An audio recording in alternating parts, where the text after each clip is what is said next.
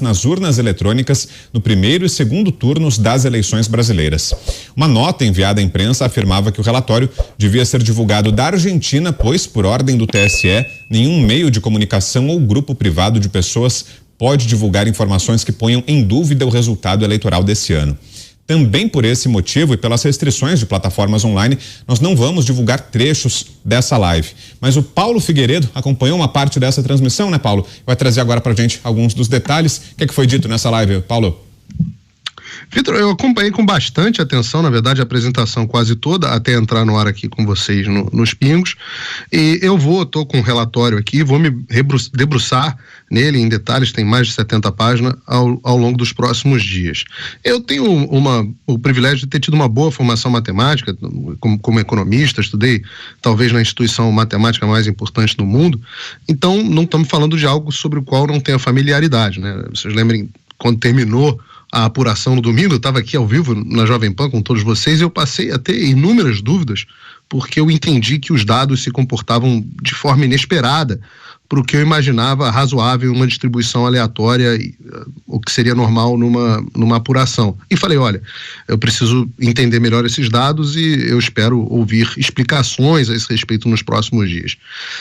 As explicações não vieram e começaram a surgir muitos outros pontos dignos de atenção na internet. Eu, de forma alguma, que vou descumprir a determinação do TSE e as políticas do YouTube, questionando as nossas urnas e o nosso sistema eleitoral. Não é isso que não se trata disso aqui. Então, vocês me permitam ter um comedimento que é cabível, né, no estado totalitário aqui que nós vivemos, mas eu acho que tem certas coisas aqui que eu posso reportar a vocês. O ponto principal que me trouxe bastante surpresa nessa apresentação foi ver que, segundo as pessoas que apresentaram esses dados, e é importante dizer que eu não sei quem são essas pessoas e eu sequer sei se os dados que eles estão apresentando são verdadeiros e corretos, mas eles explicaram que o Brasil tem dois tipos de urna. Uma antiga, que não foi auditada, e uma nova, que foi auditada. Até aí não tem nenhuma surpresa, isso já tinha sido objeto de discussão das Forças Armadas com o TSE. O TSE já tinha pedido um teste público de segurança a essas urnas que não tinham sido auditadas, e o TSE havia negado essa sugestão. Mas o que nós não sabíamos e que esse grupo levantou, e de novo, estou repetindo as informações que eles apresentaram, foi que o Lula teve um resultado muito superior, 10, 12 pontos superior, nas urnas que não foram auditadas. As urnas antigas que o Brasil já fez as outras eleições. Nestas urnas antigas, o resultado do Lula foi muito superior. Isso nas mesmas cidades, nas mesmas localidades, até em municípios pequenos, onde não haveria razão, pelo menos não consigo encontrar razão matemática para que houvesse essa disparidade, né? Deveria haver na amostra, deveria haver uma disparidade muito grande na distribuição das urnas para justificar esse tipo de coisa. Ora, isso é um dado apresentado. Nós precisamos agora, a partir de agora, precisamos ver se esses dados são verdadeiros, e esse grupo que fez a auditoria divulgou o relatório e diz que utilizou dados públicos do TSE que podem ser confirmados por qualquer um ou negados e desmentidos por qualquer um, o que também seria igualmente importante. E eu acho, e esse é um ponto que eu venho chamando a atenção aqui há bastante tempo, que existe uma maneira muito fácil de sanar os problemas, que pessoas tenham que sair do Brasil para fazer questionamentos. Vejam, pessoas têm que sair do Brasil, fizeram a apresentação na rede Getter, né, que não está com a mesma política do que o YouTube. Então, na rede Getter, eles cumprem as decisões dos judiciais, mas eles não fazem eles mesmos uma política que proíba esse tipo de divulgação. Tinha 500 mil de pessoas assistindo no Getter nesse momento, e eu achei impressionante, porque o Getter tem pouco mais de 1 milhão de usuários apenas no Brasil. Então, uma rede razoavelmente recente. Então, nesse sentido, existe uma maneira muito fácil de você lidar com esses questionamentos, que é você explicando. Eu acho que o TSE tem condições, no seu corpo técnico, de convocar uma coletiva de imprensa na segunda-feira para dirimir as dúvidas que a sociedade possa ter a respeito do seu processo. Não interessa a ninguém que haja questionamento sobre o processo eleitoral brasileiro. Eu entendo, pessoalmente, que o caminho não é que você obrigue as pessoas a fazerem os questionamentos fora da jurisdição do Alexandre de Moraes. Eu entendo que o questionamento não é você censurar, a solução para o questionamento não é você censurar as pessoas, é simplesmente você responder aos questionamentos e mostrar, olha, nós não temos nada a temer, inclusive aqui não temos nada a esconder, essa disparidade é explicada por esse motivo, eu realmente não consigo imaginar qual seja, mas eles devem saber, tem informações que eu não tenho. Uma vez que eles possam apresentar esse questionamento, eu acho que tranquiliza a sociedade brasileira. Há uma expectativa de que na segunda-feira o Ministério da Defesa apresente o seu relatório. Ao que eu pude apurar até agora, o relatório do Ministério da Defesa apresenta inconsistências, na opinião do Ministério da Defesa, muito similares, além de outras, de novo, apenas rumores que eu apurei das pessoas que tiveram acesso ao relatório, não tenho como confirmar. Vamos descobrir na segunda-feira.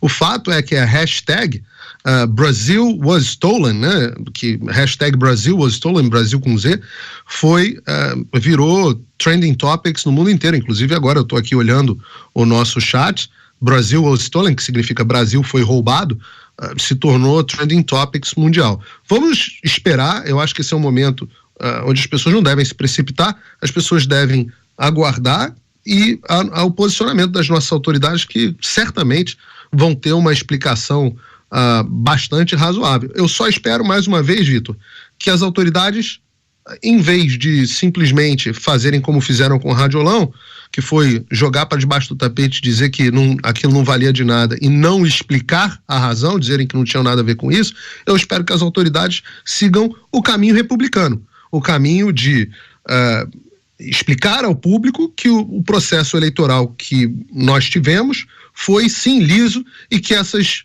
dúvidas e esses apontamentos que são feitos são impróprios e inválidos, explicando por que são impróprios e inválidos. A discussão e o convencimento são sempre melhor do que a ponta da baioneta e a opressão. Passo para você, Ana, mas antes eu reitero essa ressalva que fez agora o Paulo. É um tema que é objeto de uma forte restrição, de um cerco do Tribunal Superior Eleitoral, do próprio YouTube, que é por onde a gente está transmitindo o programa, e é por isso que a gente se cerca de todos esses cuidados na abordagem desse tema. Mas está contigo então, Ana, seu comentário.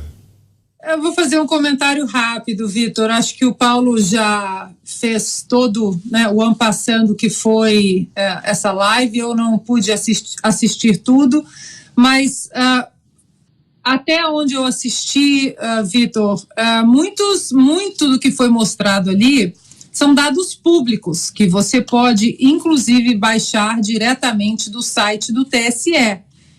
Curiosamente, eu entrei agora no site do TSE, onde você encontra os dados abertos, né, e os boletins de urna, e o site está fora do ar. Mandei uma mensagem para uma pessoa no Brasil, veja se aí também está fora do ar. Também está fora do ar. Deve ser algum problema técnico que eles devem estar atualizando, enfim. Agora, a questão aqui é que o establishment, o consórcio, né, o conglomerado judiciário, STF / TSE, imprensa, partidos de oposição, eles sufocaram o debate público nos últimos 2 anos no Brasil. Não podemos falar de vacinas, não podemos questionar, porque todo mundo tinha dúvida. As vacinas, por exemplo, elas foram ditas aí que quem tomasse a vacina não se contaminaria e não transmitiria o vírus. Hoje nós sabemos que não é isso, e o próprio Anthony Fauci aqui nos Estados Unidos admite. A própria Rochelle Walensky, que é a diretora do CDC, admite realmente quem toma a vacina pode transmitir e pode ser contaminado. E isso foi cerceado. Não podemos falar das fraudes, das possíveis fraudes, com grandes evidências e diferentes evidências em vários estados da eleição presidencial aqui nos Estados Unidos. Isso num contexto global. Mas no Brasil nós tivemos também a caneta do judiciário. Vocês não podem falar sobre urnas. Houve interferência do judiciário no próprio debate correto das nossas casas legislativas sobre um processo maior em relação à lisura, uma melhora do nosso processo eleitoral.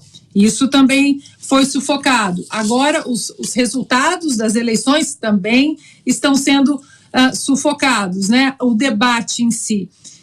O questionamento e o perigo é esse, Vitor, é a censura. Nós não podemos sequer falar durante a campanha presidencial de fatos que aconteceram, que estão aí recheando páginas e páginas da história do mundo. A própria relação do Partido dos Trabalhadores com ditadores da América Latina, com ditadores da África, isso não é nenhum segredo de justiça. Tudo está documentado, isso foi cerceado. Houve uma censura prévia em cima de um documentário que sequer foi lançado. Não podemos adjetivar o que estava na boca do povo, o que sabemos que de fato acontece. Ouvimos do senhor ministro Alexandre de Moraes nenhum voto que, apesar das premissas verdadeiras, eles iam ter que censurar para que o povo não concluísse conclusões falsas, ou seja, conclusões que eles não queriam que fossem tiradas. Então, Vitor, a verdade, como o Paulo disse, vamos esperar as autoridades se manifestarem em relação a essa auditoria, se nós vamos ter alguma auditoria do Ministério da Defesa, algum documento do Ministério da Defesa, mas o fato é que essa eleição, ela não foi limpa, e não estou falando de domingo, estou falando de todo um período onde um candidato foi ressuscitado artificialmente por medidas ativistas e militantes de ministros, não juízes, de ministros da corte que deveria salvaguardar a nossa Constituição e fazer do Brasil um império das leis. E hoje o que nós temos diante desse resultado de Lula como presidente foi a coroação da impunidade.